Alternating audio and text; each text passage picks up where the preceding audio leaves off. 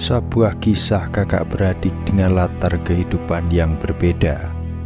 Sang adik harus dibutakan oleh misi balas dendam sang kakak. Terus dan terus masuk, jauh ke dalam dunia arus bawah, menjadi seorang bos gangster.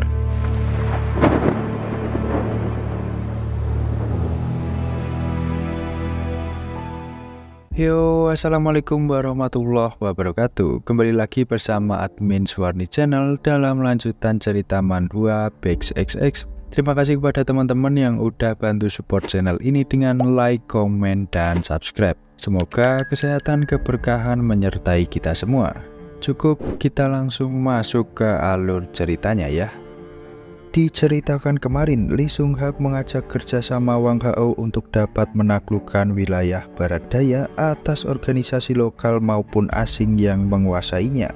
Hal ini disebabkan dirinya tak bisa terang-terangan melakukan operasi pembersihan karena kini ia sudah terpilih menjadi salah satu anggota parlemen Korea, sehingga sangat berisiko jika ia ketahuan membawahi organisasi gangster. Dan scene dibuka di suatu hari yang cerah dengan Hwan dan Sung-hak yang sedang menikmati minuman intisari yang menyegarkan. Ini sungguh melelahkan. Sung-hak memulainya dengan sebuah keluh kesah sembari menatap birunya langit. Walau begitu, dia juga tidak lupa untuk bersyukur atas apa yang telah terjadi selama hidupnya. Ini bukanlah sesuatu yang bisa ia lakukan kembali. Seperti tak ingin merusak suasana yang cerah kala itu, Hwan menanggapinya dengan melontarkan sebuah candaan. Apa yang kau maksud, Tuan? Lagi pula siapa juga yang mau melakukan itu lagi? Yang kemudian hal ini membuat Lee Sung-hak bisa tersenyum lebar ya. Tak lama kemudian, Hwan juga mengucapkan selamat kepada tuannya karena telah berhasil terpilih dan dipercaya masyarakat untuk menjadikannya perwakilan di parlemen Korea. Yang kemudian Sung-hak merespon bahwa itu semua tidak lepas dari bantuannya dan anggota Gudo yang lain. Dalam obrolan singkat ini, Sung-hak juga membicarakan terkait dengan wilayah barat daya yang sudah lebih tenang setelah ia menyuruh Wang Hao untuk dapat mengendalikannya. Dalam waktu singkat, Wang Hao dapat mengendalikan kelompok-kelompok kecil yang menentangnya, lantas menjadikannya sebagai bawahan. Sedikit mengingatkan Lee Sung-hak kepada Hwan dan anggota Gudo yang lain kala masih menjadi berandalan jalanan. Aku seperti melihat kalian dulu jika aku melihatnya. Sembari tersenyum ke arah Hwan dan sebatang rokok di mulutnya, Sung-hak berkata kembali, oleh karena itu aku ingin membawanya masuk ke dalam anggota Gudo. Waktu berlalu, kita kembali ke markas besar Yilhak Capital, di mana Hwan yang masuk pagi itu sudah dikejutkan dengan banyaknya wartawan dari berbagai media yang memenuhi lobi kantor. Sedikit bingung apa yang sedang terjadi, Hwan lantas menanyakan hal ini kepada salah satu sekretaris kantor. Apa yang sedang terjadi? Mengapa banyak sekali wartawan yang berkumpul di sini? Yang kemudian direspon bahwa itu semua terkait dengan berita yang muncul pagi hari ini dan ada telah ditunggu kedatangannya oleh para direktur yang lain di ruang rapat. Lee Sung-hak sendiri diduga melakukan pelanggaran terhadap undang-undang pemilu. Satu momen lucu juga terlihat kala salah satu reporter sedang siaran live, namun segera sekretaris Yilhak ini memarahinya bahwa dilarang meliput di dalam kantor Yilhak dan menyuruh agar mereka semua menunggu di luar karena kantor Yilhak Capital bukan merupakan instansi pelayanan publik. Di dalam ruang rapat para direktur Yilhak,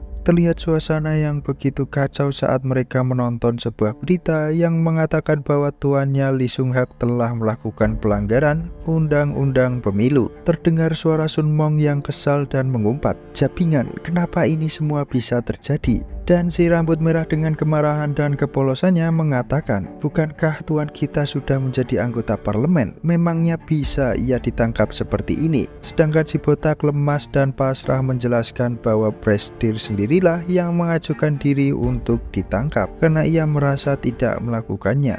Namun tanggapan lain diberikan oleh Song Tae yang terlihat menyeringai kala si botak berkata demikian. "Tidak melakukannya? Apa kau yakin? Apa kalian sudah tua dan pikun? Ingat lagi apa yang sudah kita lakukan untuk bisa sampai di posisi ini." Respon seperti ini tentu membuat Songtae menjadi pusat perhatian dari anggota Gudo yang lain, termasuk Jeonho, di mana dengan keras ia menggebrak meja pertemuan yang lantas mengatakan, "Sebaiknya kau tutup mulutmu itu." Namun tetap Songtae tidak takut dan merasa bahwa perkataannya tadi adalah benar adanya. Bersamaan muncul Hwan yang datang dengan kepanikannya bertanya keadaan Yilhak, terutama sang prestir. Terdengar suara yang merespon melaporkan bahwa prestir telah menyerahkan diri secara sukarela untuk diperiksa. Mendengar hal tersebut, dengan dinginnya Hwan berkata kepada para Gudo yang lain, "Lantas mengapa kalian masih di sini?" Di sini Yongwook mencoba mengatakan sesuatu dengan mengangkat tangannya. "Itu karena kami membutuhkan arahanmu," yang kemudian juga menjelaskan bahwa setelah berita pelanggaran oleh prestir, kini situasi menjadi sangat kacau, di mana banyak bisnis dan kelompok kecil yang berafiliasi dengan Yilhak melepaskan diri. Tak hanya di pusat Seoul yang mengalami hal ini, kerusuhan juga terjadi di wilayah barat daya, di mana Tiangsong yang berafiliasi dengan mereka sedang meminta bantuan. Dengan situasi yang seperti ini, lantas Yongwook bertanya, "Apa yang harus kita lakukan sekarang tanpa adanya prestir?" Setelah mendengar penjelasan dari Yongwook, Hwan terlihat mencoba melepaskan setelan jas putihnya dan mengatakan, "Pertama-tama kita harus mengurus para jabingan itu. Semuanya bersiaplah untuk perang. Tapi ingat, demi menjaga nama organisasi, saat ini kita bukanlah Yilhak maupun Gudo. Bereskan ini dengan cepat dan tenang." Saat ke-9 pedang Yilhak ini bergerak keluar, tampak Taehyung yang heran bertanya dalam hati, "Bukankah mereka semua para Gudo? Tapi kenapa mereka tidak memakai pakaian dinasnya? Apa karena berita tentang prestir Gudo akan bubar?"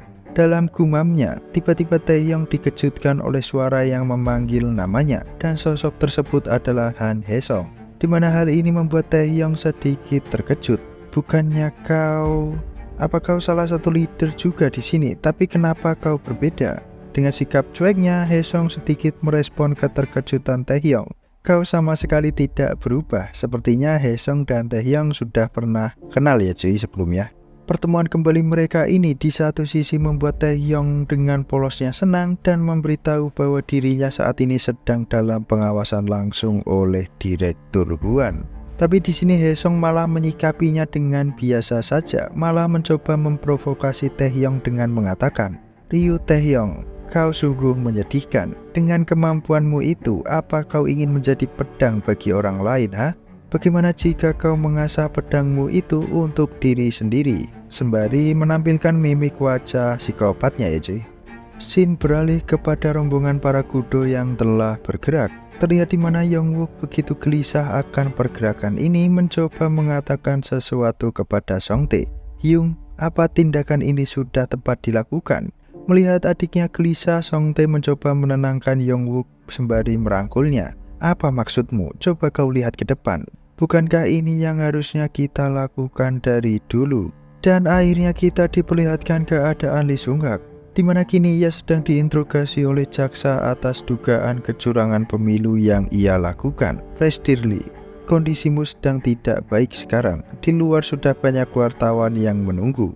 Jika kau melakukan kecurangan, maka akuilah itu, dan aku sarankan untuk segera mundur dari jabatanmu." Tapi di sini Lee Sung-hak masih bersikeras bahwa ia tidak pernah melakukan kecurangan apapun dalam pemilihannya.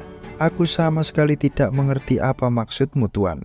Ini sungguh tidak adil. Apa ini karena aku independen tanpa partai pengusung, kau menuduhku telah memenangkan pemilihan ini dengan cara yang curang? Aku ini terkenal, makanya aku bisa menang." Setelah mengatakan demikian, Lee Sung-hak tampaknya tidak betah jika ia tidak merokok, lantas meminta izin untuk bisa membakar sebatang rokoknya. "Sialan, aku tidak bisa berpikir. Biarkan aku menyalakan rokokku." Di sini tiba-tiba si jaksa mengeluarkan sebuah foto dan menunjukkannya kepada Lee Sung-hak. "Kau kira aku akan percaya begitu saja? Bagaimana dengan orang ini? Apa kau mengenalnya?" Dan menyodorkan satu foto lainnya kala ia bertemu dengan Wang Hao saat memintanya menguasai wilayah barat daya. "Ayolah, jangan berkata seperti itu. Kau sudah jelas-jelas pernah bertemu dengannya. Bukankah dia kepala cabang bagian barat daya yang merupakan salah satu tim suksesmu juga?" Dan kali ini Lee Sung Hak tidak bisa berkata-kata lagi dan hanya memegang kepalanya ya cuy. Di luar kantor kejaksaan, kehebohan terjadi kala Lee Sung Hak telah selesai dari ruang pemeriksaan. Terlihat bagaimana para wartawan langsung mengerumuninya meminta agar Lee Sung Hak mengklarifikasi atas apa yang sebenarnya telah terjadi. Tapi akhirnya ia berhasil menerobos blokade yang dipenuhi wartawan karena Haesung yang muncul dan mencoba membantunya memasuki mobil. "Ayo segera pergi tuan, aku akan mengantarmu." Di dalam mobil, Lee Sung Hak masih terdiam sembari memikirkan pemeriksaannya tadi. Di sini Haesung mencoba mengatakan sesuatu kepada Lee Sung Hak ya. "Pak, aku tidak yakin harus mengatakan ini atau tidak. Tapi tentu kau harus tahu hal ini. Beberapa bisnis yang bekerja sama dengan Yilhak mulai melepaskan diri satu persatu, membuat kekacauan di Seoul dan kini para kudo tengah bergerak." Mendengar hal ini membuat Sung Hak semakin terkejut dan mengatakan, "Sialan, ini akan membuat masalah ini menjadi lebih besar jika mereka pergi." Haesung menjelaskan lagi bahwa bagian barat daya juga meminta bantuan dari Yilhak, tapi semua itu sudah diurus oleh ketua cabang di sana. Mendengar hal ini, Lee Sung Hak menyadari satu hal tentang kepala cabang. Sebelumnya jaksa yang menginterogasi mengatakan bahwa ada kepala cabang Yilhak di sana, yaitu Wang Hao. Namun Sung Hak tidak pernah berniat untuk menjadikannya sebagai kepala cabang dan mulai berpikir bahwa ini semua ulah dari Haesung. Dengan mimik wajah kemarahannya, lantas ia bertanya, "Apa ini semua ulahmu?" Karena Sung Hak mulai menyadari perbuatannya, terlihat Haesung malah menyeringai mengatakan, "Ngomong-ngomong, kenapa Anda tidak mengenakan sabuk pengaman?" Dan setelahnya Haesung menginjak pedal gas sampai mentok dan menabrakannya ke sebuah pembatas jalan penuh akan bebatuan. Haesung berpikir bahwa Seoul sangat solid untuk bisa dikalahkan dengan cara terang-terangan, dan karenanya ia memiliki sebuah rencana untuk menghancurkan Yilhak Capital dari dalam. Bergerak secara perlahan dalam perhitungan rencana yang sudah matang untuk dijalankan. Terlihat di mana setelah ia menginjak pedal gas secara brutal menabrak bebatuan pembatas jalan, Haesung segera mengeluarkan tubuh Lee Sung Hak secara perlahan, menyeretnya keluar yang sudah bersimpah darah. Dengan mimik wajah psikopatnya, Haesung mencoba untuk tetap tenang dan memikirkan langkah selanjutnya. Bersamaan juga sorot cahaya menyilaukan dari sebuah mobil yang datang.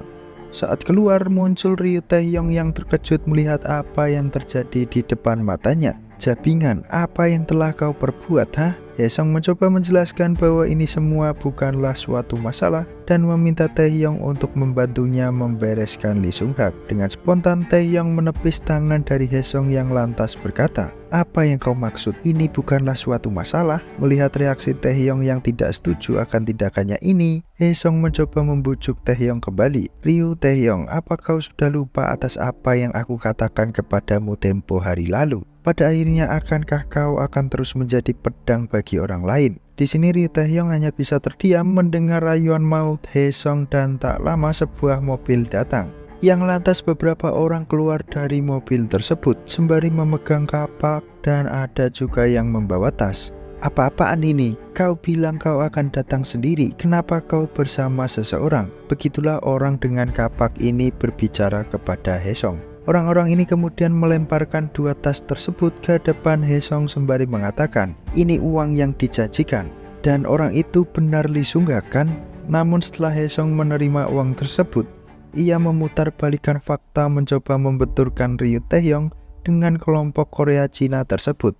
"Dengarkan apa yang akan kukatakan kepadamu. Saat ini Yilhak kita telah diserang oleh kelompok Korea Cina yang mengincar Lee Sung Hak." Kelompok yang juga mendengar omong kosong ini lantas kaget dan terkejut bahwa ini bukanlah sesuatu yang telah ia janjikan. Sembari memegang pundak Taehyung, Haesung berkata kembali, "Aku yakin kau tahu apa yang harus kau lakukan." Dan saat kelompok Korea Cina ini dituduh demikian, orang dengan kapak segera mengayunkan kapaknya tersebut mencoba untuk membacok Haesung. Namun Taehyung dengan cepat mencegahnya, memegang pergelangan tangan dari orang ini, dan bam, lantas membantingnya hingga terjatuh. Sembari mengatakan kepada Haesung, "Kau tahu, kau harus bertanggung jawab penuh atas semua rencana-rencana busukmu ini." Di sini Taehyung setuju untuk bergabung ke dalam rencana yang telah Haesung susun ya. Dengan melepaskan kacamatanya, Haesung kemudian merespon, "Itu pasti, dan mari bekerja sama dengan baik ke depannya, Bos Ryu Taehyung."